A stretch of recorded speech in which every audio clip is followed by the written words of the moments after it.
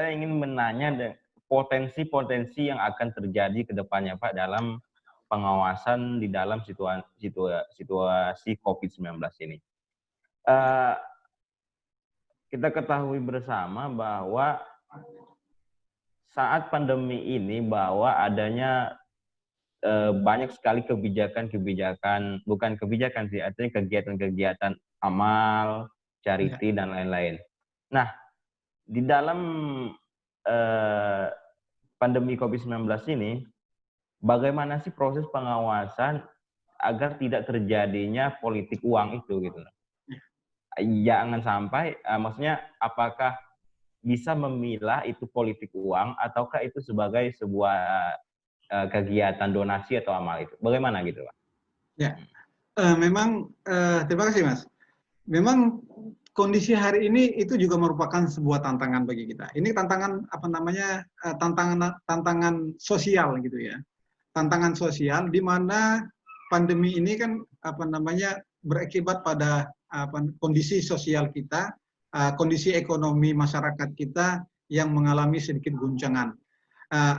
Akibat dari itu tentunya ini ada tanggung jawab pemerintah ya untuk apa namanya memberikan jaminan-jaminan sosial, jaminan-jaminan kesehatan kepada masyarakat. Ini tentunya dalam pelaksanaan pilkada serentak kita hari ini ya itu sebuah tantangan bagi kita.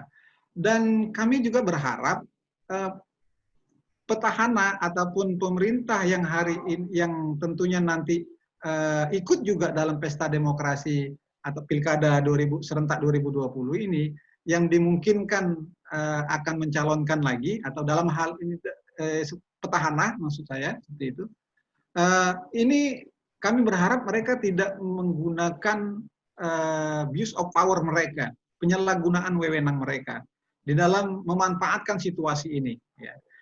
Karena memang agak sulit juga, Mas. Ya, kita melakukan apakah ini memang program pemerintah yang memang betul-betul diperuntukkan rakyat, tetapi kan di dalamnya juga ada muatan politik praktis. Ya, mereka mungkin ingin mendulang apa namanya kepercayaan masyarakat lagi supaya terpilih pada periode berikutnya mungkin. Ini juga merupakan apa namanya tantangan bagi kita. Sekali lagi dalam hal ini apa namanya kami yang pertama ini menghimbau ya kepada pemerintah daerah ataupun kepada para petahana untuk tidak melakukan abuse of power ini ya, melakukan penyalahgunaan wewenang mereka di dalam melakukan kegiatan-kegiatan sosial, menyalurkan bansos mereka kepada masyarakat, di mana tidak memanfaatkan situasi ini. Nah, karena memang hari ini tahapan yang kemarin sebagaimana Perpu 2 mengamanatkan akan melaksanakan pilkada di Desember yang akan datang, ya. Tapi KPU belum mengeluarkan tahapan lanjutan itu. Kami ya beserta dengan jajaran yang lainnya tetap memantau ini. Apakah kegiatan-kegiatan yang dilakukan oleh petahana itu betul-betul murni tidak memanfaatkan kekuasaan mereka untuk menanamkan kembali kepercayaan masyarakat, meningkatkan kembali kepercayaan masyarakat kepada mereka dalam rangka untuk pilkada yang akan datang. Ini kami terus memantau ini, ya kami terus memantau ini karena apa? Ini kalaupun memang betul terbukti, ya terbukti mereka menggunakan penyalahgunaan kewenangan, ini merupakan tindak pidana pemilihan, artinya. Yang nanti kalaupun memang itu terbukti nantinya, ini akan diproses, kami akan memproses secara hukum, ya. Sanksinya apa itu? Sanksinya, Pak? Gimana? Sanksinya. Kalau itu terbukti. Ya, kalaupun itu terbukti, itu sanksinya pertama pembatalan sebagai pasangan calon, ya. Terus bukan hanya pembatalan sebagai pasangan calon, tetapi pidana penjaranya ada juga, gitu kan? Sebagaimana Undang-Undang 10 2016, ya.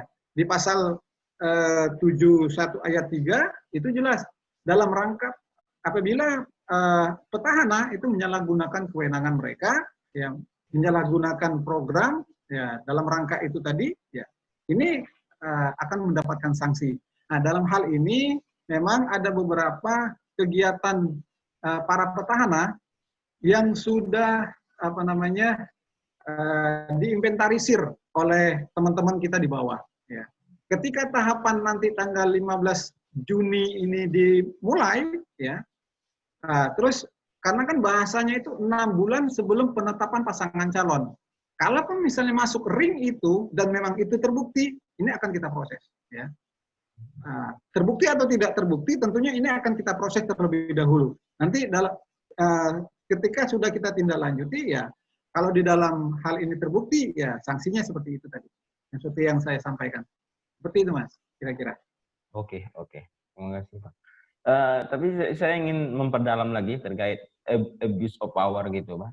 Sejauh ini, pengalaman sejauh ini dan dalam situasi pandemi COVID-19 ini, bagaimana dengan transparansi atau pegawai negara PNS itu, ASN, keterlibatannya dalam antara karena dalam situasi seperti ini kan hal-hal seperti kecil itu kadang-kadang luput dari pantauan.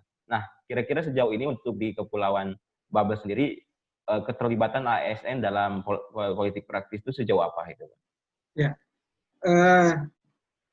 berdasarkan pemantauan kita, pengawasan kita selama ini, memang keterlibatan para ASN, ya dalam masalah politik praktis ini, itu kami sejauh ini kita belum melihat sampai ke sana gitu ya. Tapi yang jelas ada memang kegiatan-kegiatan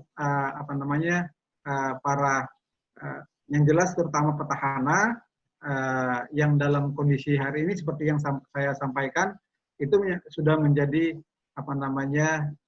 catatan-catatan bagi kawan-kawan di bawah, terutama bagi kawan-kawan Bawaslu Kabupaten Kota. Artinya sudah menginventarisir itu. Sekali lagi upaya yang kita lakukan, kita memang tidak, kita pernah sudah melakukan upaya ini bentuk suatu pencegahan ya kepada para ASN untuk tidak terlibat politik praktis atau mendukung calon di dalam penyelenggaraan Pilkada 2020. Artinya inilah upaya yang hari ini yang bisa kita maksimalkan. Upaya pencegahan supaya para ASN itu tidak terlibat politik praktis Pilkada 2020. Terus yang selanjutnya yang bisa kita sampaikan dalam kesempatan ini, ya di Babel kita belum melihat ke arah sana. Tetapi di awal-awal kemarin, ketika tahapan itu dimulai, memang banyak bukan banyak, tapi ada beberapa ASN yang yang mempromosikan diri, ya, yang mempromosikan diri untuk menjadi calon, ya, bakal calon, bukan calon, menjadi bakal calon dalam pesta demokrasi pilkada kita. Tapi itu sudah kita juga sudah melakukan upaya pencegahan kepada mereka, karena itu kan ASN ada larangannya, ya, ada larangannya untuk tidak mempromosikan diri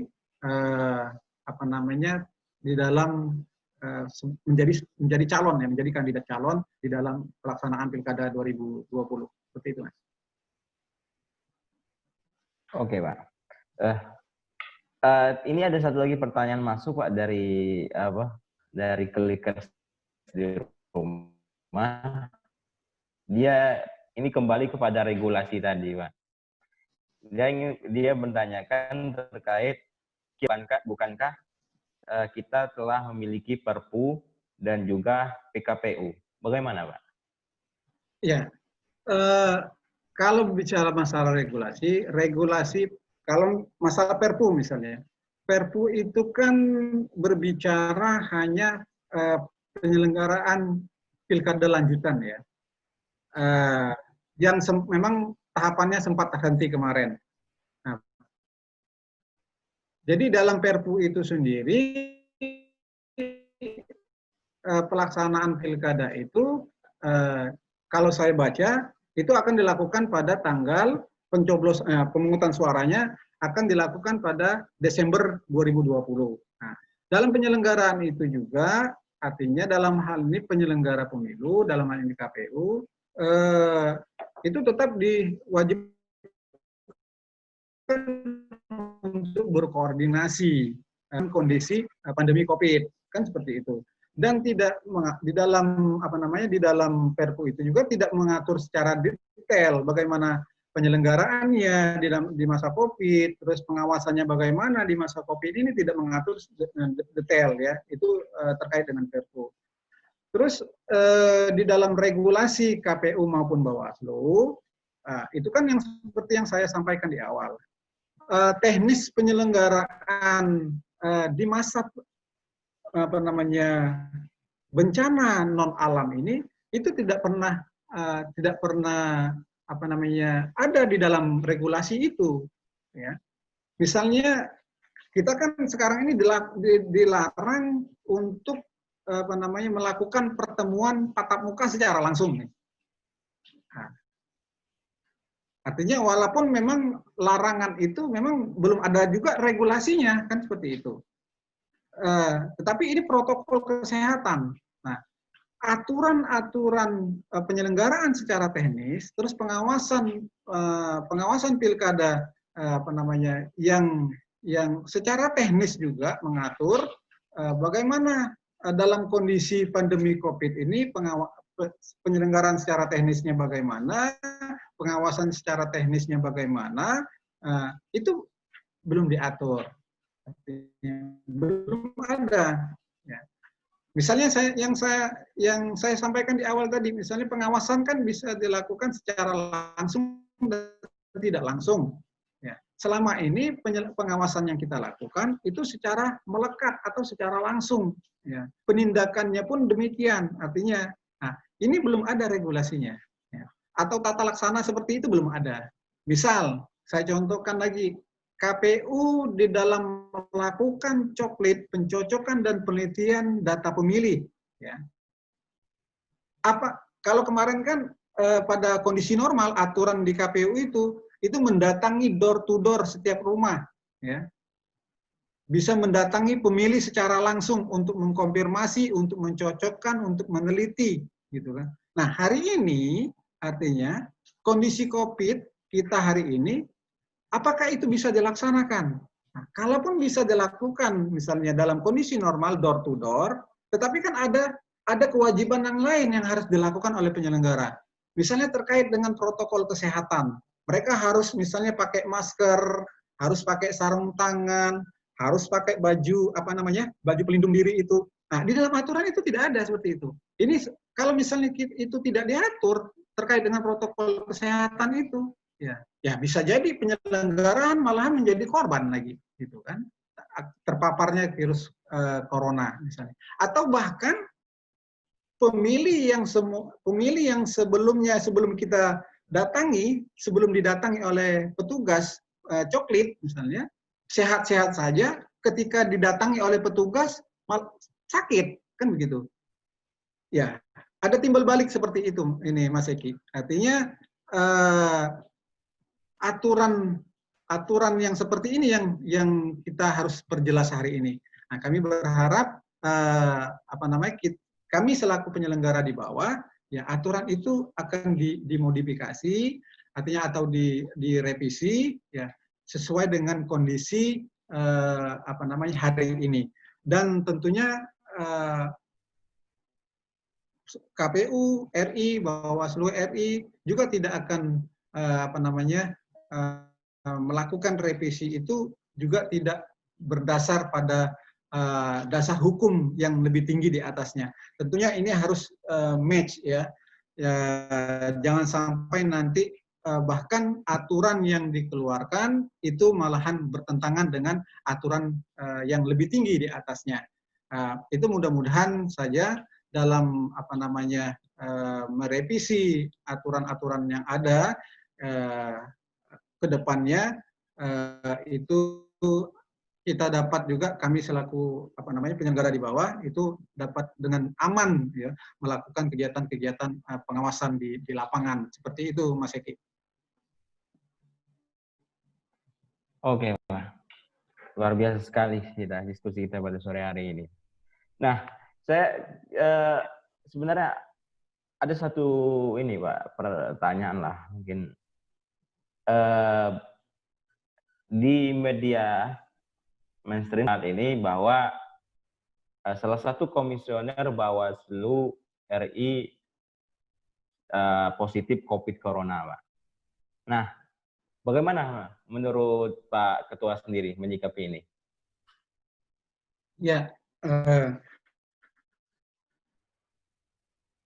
yang pertama saya secara lain ya juga merasa terkejut ini, Mas Eki. Ya, kita dapatkan berita bahwasanya salah satu dari pimpinan kita, Bu Dewi, ya, ini terpapar COVID.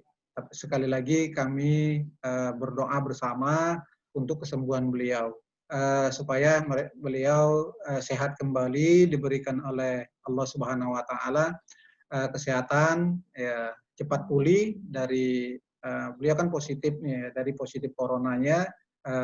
Dan mudah-mudahan beliau dapat beraktivitas normal seperti sedia kala.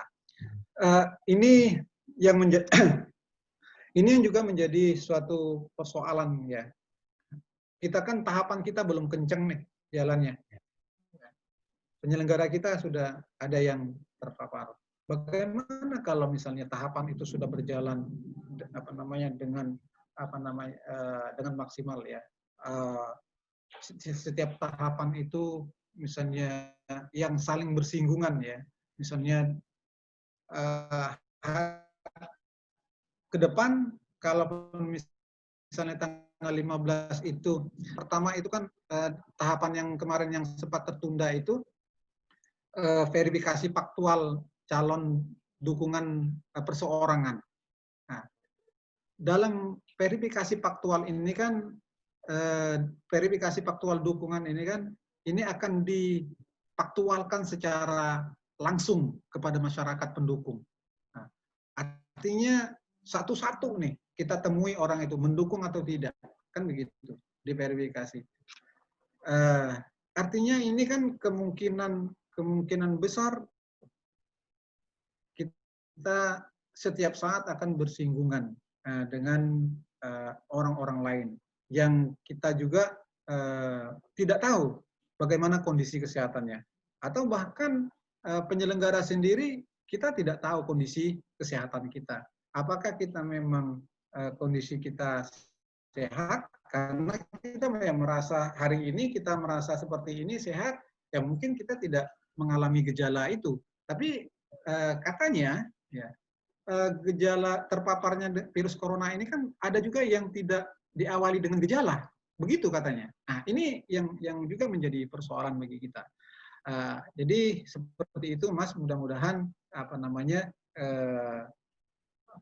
kegiatan pengawasan kita di dalam penyelenggaraan pilkada serentak ini itu kalaupun misalnya tetap dilaksanakan di Desember 2020, ya mudah-mudahan saja pandemi corona di Indonesia ini itu mengalami penurunan ke depannya sehingga pelaksanaan pengawasan pilkada kita ini dapat berjalan dengan baik. Bukan hanya pengawasannya, tapi penyelenggaraannya juga yang dilakukan oleh teman-teman KPU juga dapat berjalan dengan baik, sehingga pesta demokrasi kita yang pilkada ini dapat menghasilkan pemimpin-pemimpin yang berkualitas ya dari penyelenggaraan pesta yang berkualitas juga, seperti itu, Mas. Oke, terima kasih Pak Edi. Luar biasa sekali dialog kita pada siang hari ini. Kita udah di hujung waktu Pak, udah mau 1 jam nih. Sebenarnya masih banyak yang ingin saya tanyakan terkait Oke, diskusi kita, dialog pada hari ini, terkait mungkin, isu krusial juga mungkin, ada yang tidak setuju dan tidak setuju pada 9 Desember itu kan sebenarnya. Namun saya kira, mungkin kita lain waktu kita bisa bahas lagi Pak, terkait bagaimana pengawasan pilkada serentak ini, yang sesuai dengan regulasi dan juga bisa selamatlah bahasanya dari COVID-19 ini. Nah, baik Pak, sebelum kita tutup dialog kita pada siang hari ini, saya meminta statement closing pada Pak Ketua terkait dengan tema kita, yaitu tentang pengawasan pilkada serentak ini. Kemudian juga mungkin statement closing masukan kepada pembuat regulasi terkait penyelenggaraan, dan juga mungkin himbauan kepada kepala daerah yang menggunakan penyalahgunaan kekuasaan. Kira-kira Pak Edi mungkin minta statement closing-nya terkait diskusi kita pada sore hari. Silakan Pak. oke, terima kasih Mas Eki. Jadi dalam kesempatan ini, yang pertama yang ingin saya sampaikan adalah intinya yang pertama, ketika memang tahapan penyelenggaraan pilkada serentak di tahun 2020 ini dilaksanakan di Desember 2020, kami Bawaslu Provinsi Kepulauan Bangka Belitung beserta dengan jajaran baik di tingkat kabupaten kota, kecamatan, dan sampai pada tingkat kelurahan dan desa, kita siap untuk melaksanakan kegiatan pengawasan Pilkada 2020. Yang kedua, dalam pelaksanaan penyelenggaraan Pilkada di masa pandemi COVID-19 ini tentunya banyak tantangan yang akan kita hadapi. Tentunya tidak hanya tantangan di dalam hal pengawasan, tentunya kita masing-masing ini menjadi sebuah tantangan yang tidak kalah kecilnya. Artinya kita dalam pelaksanaannya nanti semua penyelenggara, baik KPU maupun Bawaslu, dapat menjaga kesehatan, ya, terus mematuhi semua protokol kesehatan yang sudah dianjurkan oleh pemerintah, dan pemilih, masyarakat pemilih pun dapat menggunakan hak-hak pilihnya di dalam pilkada serentak tahun 2020 ini dengan baik dan maksimal, sehingga dalam pelaksanaannya kita dapat secara berintegritas. Yang ketiga yang dapat saya sampaikan adalah kondisi sosial kita hari ini memang yang luar biasa. Ini kami juga menghimbau kepada para petahana yang akan maju pada Pilkada 2020. Himbauan kami adalah untuk tidak menggunakan penyalahgunaan kewenangan mereka ataupun kekuasaan mereka di dalam mencari simpati masyarakat, ya, dengan memanfaatkan kondisi pandemi COVID-19 ini dengan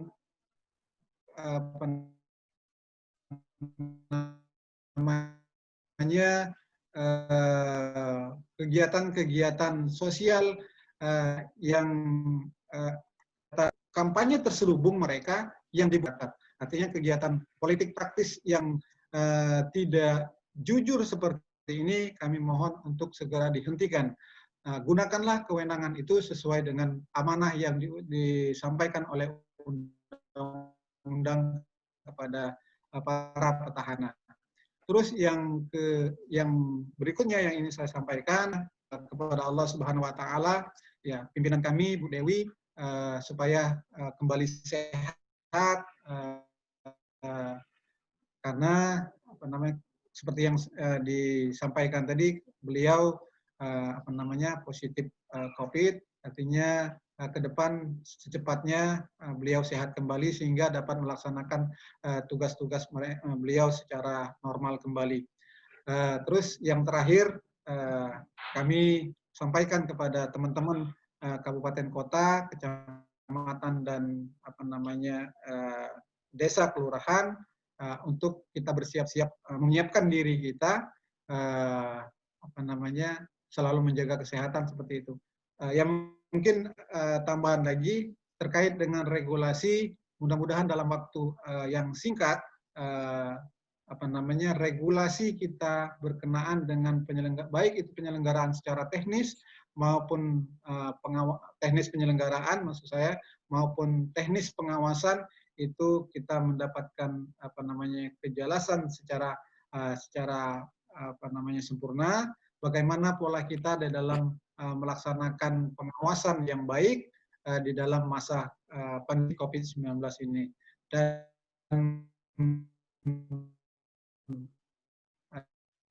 mudah-mudahan para pembuat kebijakan di Indonesia dapat melaksanakan tugas itu dengan baik juga. Kami berharap seperti itu. Doa kami juga supaya semua pimpinan kita sehat walafiat. Demikian Mas Eki. Terima kasih. Assalamualaikum warahmatullahi wabarakatuh. Waalaikumsalam warahmatullahi wabarakatuh. Terima kasih kepada Pak Irawan selaku Ketua Bawaslu Provinsi Bangka yang telah menyaksikan diskusi kami pada siang hari ini. Kita telah berada di ujung waktu.